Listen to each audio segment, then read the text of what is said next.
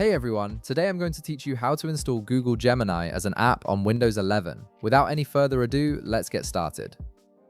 First, make sure your Windows 11 computer is powered on and fully loaded. You'll want to wait until everything is ready and your desktop is fully responsive before moving forward. This ensures that the installation process runs smoothly without any interruptions.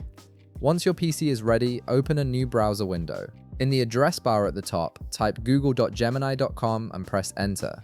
This will take you directly to the Google Gemini website. Wait a moment for the page to load completely.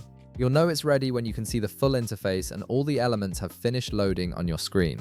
Now direct your attention to the top right corner of your browser window. You'll notice a three-dot icon there, which is your browser's settings menu. Go ahead and click on it. This will open a drop-down menu with various browser options and settings that you can access. From the menu that appears, hover your cursor over the option labeled Cast, Save and Share. When you hover over this option, it will expand to reveal additional choices. Look for the option that says Install Pages app and click on it. This feature allows you to turn any website into a standalone application that runs independently on your Windows 11 device, making it easier to access without opening your browser each time. After clicking Install Pages app, an installation prompt window will appear on your screen. This window confirms that you want to install Google Gemini as an application on your computer. Simply click the Install button to proceed. The installation process will begin immediately and only takes a few seconds to complete. And that's it. Google Gemini is now installed as a standalone app on your Windows 11 device. You can now access it directly from your Start menu or desktop, just like any other installed application, without needing to open your browser first.